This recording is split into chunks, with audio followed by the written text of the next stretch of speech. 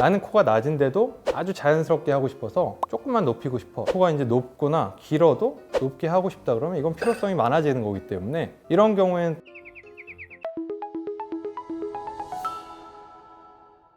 안녕하세요. 성형외과 전문의 이종욱입니다.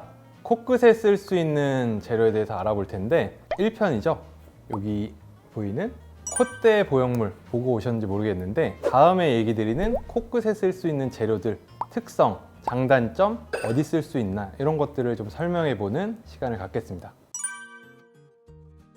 일단 재료들을 조금 나열해서 설명을 드리자면 인공물질, 자가물질 이렇게 이제 두 가지로 나눠볼 수가 있겠는데요. 인공물질이라고 하면 많이들 썼던 매드포어가 있을 수 있겠고 이건 이제 흡수가 안 되는 물질이고 최근에 쓰는 거는 메쉬 플레이트라고 하는데 흡수가 되는 얇은 이제 플레이트 조직을 쓰는 인공물질이 있을 수가 있겠습니다. 두 번째 부류로 나눌 수 있는 자가물질인데 많이들 아시는 귀에서 떼어오는 귀연골, 코 안에 가운데 이제 들어있는 비중격 연골, 또 가슴 쪽에서 이제 떼올 수 있는 가슴 늑연골, 코끝에 이제 얹어놓는 재료로 쓸 수 있는 진피 조직이 크게 이제 네 가지로 나눌 수가 있겠습니다.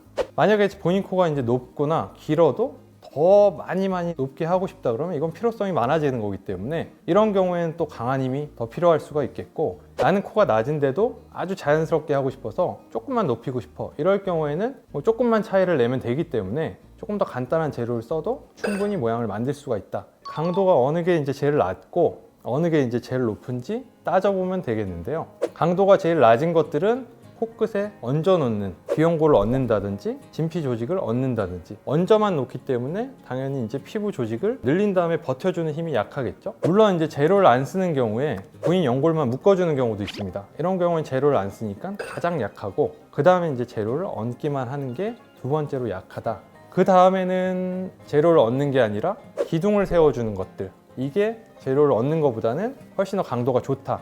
그리고 지지대 역할을 하는 역할이 훨씬 세다. 그러면 지지대 중에 뭐가 제일 강하냐? 강한 거는 비중격을 쓰던지 늑연골, 자가든 뭐 기증받은 거든 아니면 인공물질을 쓰던지 강도는 거의 비슷하다고 보시면 될 것 같은데 뭐 인공물질이니까 뭐 마음대로 가져올 수가 있겠죠. 크기 같은 걸. 늑연골은 기증이든 자가든 굉장히 길고 두껍기 때문에 오히려 넘쳐나서 깎아서 만들어야 될 정도로 크기 자체는 충분하겠죠. 다만 비중격 연골은 코 크기에 따라서 비중격 크기도 이제 다르기 때문에 본인에게 맞는 떼올 수 있는 것도 한계가 있어서 비중격은 강도는 좋지만 만약에 떼올 수 있는 충분한 크기가 안 된다 그러면 이거는 강한 지대로 쓸 수는 없다. 이런 단점은 있습니다. 그래서 강도가 약한 것부터 강한 것까지 순서대로 얘기를 드리면 제일 약한 거는 재료를 안 쓰고 연골만 묶는 경우 두 번째로 이제 강도가 조금 높은 거는 연골을 묶든 연골이 있든 그 위에 이제 뭘 얹어 놓겠죠. 귀연골을 얹는 듯 진피 조직을 얹든 뭔가를 얹는다. 이게 두 번째가 될 거고 이거보다 조금 더 강한 게 지지대를 세운다는데 지지대 중에서는 비중격 연골이 크기가 좀 작기 때문에 그 다음은 조금 더 재료가 크고 풍부한 늑연골이 되겠습니다.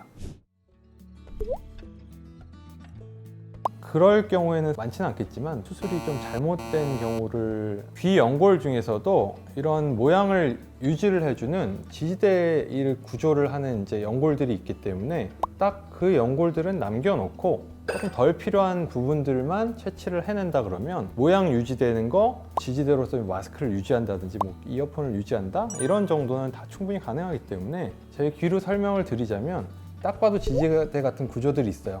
제일 바깥쪽에 이제 선들, 안쪽에 선들 이런 거는 남겨놓고 주로 떼는 거는 이 안쪽 구조의 더 안쪽이죠. 만져보면은 전혀 지지대 역할을 하지 않고 조금 평평합니다. 이런 이제 연골들의 부위를 떼내기 때문에 본인의 원래 갖고 있는 귀 모양이라든지 이렇게 강하게 이제 지지대를 해주는 지지 역할을 하는 데는 전혀 문제가 없다고 이제 생각하시면 좋을 것 같고요. 전혀 걱정 안 하셔도 될 것 같습니다.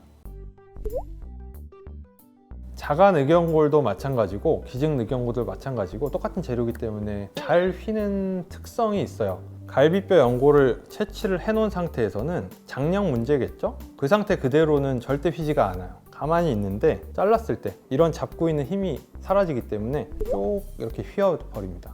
이거는 모든 늑연골에서 오는 거예요. 이거를 꼭 알고 거기에 맞게 이제 수술을 하시는 게 방법이에요. 그래서 원통형이 있으면 바깥쪽만 깎아내서 가운데에 조직만 쓴다 이런 상태도 있을 수가 있고 만약에 바깥쪽을 깎아내고 두 쪽으로 만든다 그러면 갈라지겠죠? 갈라지는 이 힘을 두 쪽을 반대로 돌려서 안쪽으로 휘어지게 해서 이걸 모아주면 가운데로만 휘기 때문에 실제로 봤을 때는 휘어지는 형태가 안 보이고 똑바르고 오히려 휘어지는 걸 방지하기까지 할 수가 있기 때문에 이런 특성을 인정을 하고 특성에 맞게 수술을 하면 휘지가 않겠죠.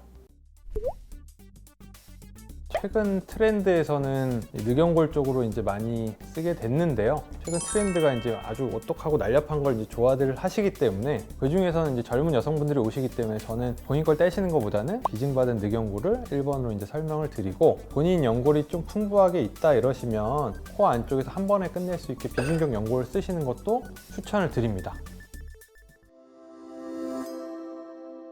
지금까지 코끝에 쓸 수 있는 재료, 1편에서는 콧대에 쓸 수 있는 재료까지 알아봤는데요. 많은 도움이 되셨으면 좋겠습니다. 성형외과 전문의 이주홍 원장이었고요. 다음 시간에는 더 유익한 정보로 찾아뵐 테니 많은 시청 부탁드립니다.